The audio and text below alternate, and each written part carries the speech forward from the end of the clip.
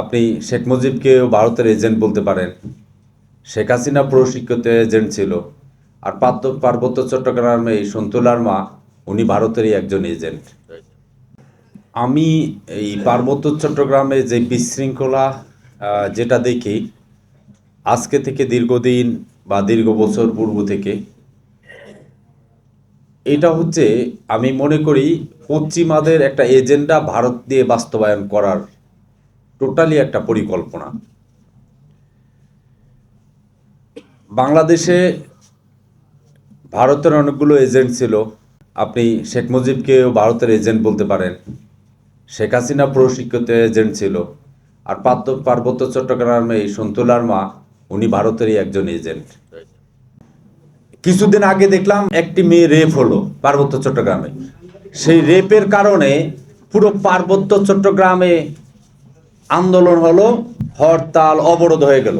কিন্তু পরবর্তীতে দেখলাম যে তার যে টেস্ট করা হলো, সেই টেস্টে তার রেপই হয় নাই। টোটালি এটাগুলো পরিকল্পিত। তাদের কাছে এত অস্ত্র আসে কোথা থেকে? ভারত আমাদের দেশের বিরুদ্ধে সকল ষড়যন্ত্র করেছে এবং পশ্চিমাদেরকে তাদের অনেকগুলো এজেন্ডা বাস্তবায়ন করার জন্য ভারত দায়িত্ব নিয়েছে। সেখানে যখন শেখ হাসিনাকে দিয়ে সরাসরি 17 বছর তারা নিজেরা খেতে পেরেছিল, এটাকে আমরা বলি যে পরোক্ষভাবে তাদের নিয়ন্ত্রণের একটি দেশ ছিল। এখন যখন শেখ হাসিনা চলে গেছে, এখন শুরু হয়েছে তাদের সেকেন্ড এজেন্ডা, যে পার্বত্য চট্টগ্রামকে বাংলাদেশ থেকে আলাদা করা। এবং আমি বলবো নাফ নদীর উপরে যেই ব্রিজ করা পার্বত্য চট্টগ্রাম এবং ফেনীর ব্রিজ, এটা ওই চুক্তির ওই পরিকল্পনারই অংশ।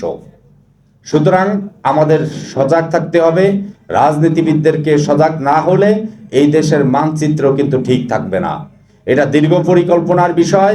এটা কিন্তু বাস্তবায়ন যে কোনো মুহূর্তে হতে পারে। হয়তো তাদের যে কোনো এজেন্ট, আমাদের মতো যারা রাজনীতিবিদদের থাকে সেখানে এজেন্ট থাকবে, দেশে অর্থনীতিবিদদের মধ্যে এজেন্ট থাকবে, এবং এই যে টিআইবি রিপ্তেকার হইতে যারা এখন তাদের এজেন্টে পরিণত হয়েছে, তাদের এই এজেন্ডা বাস্তবায়ন হয়ে যাবে। আমরা বাঙালি, আমরা জাতি হিসাবে পরাজিত হব। সুতরাং আমাদের সকল মহলকে, যারা এই চক্রান্ত দেশভাগের চক্রান্ত করবে, তাদের বিরুদ্ধে আমাদের সোচ্চার হতে হবে এবং প্রত্যেক জায়গায় আমরা আন্দোলন গড়ে তুলব।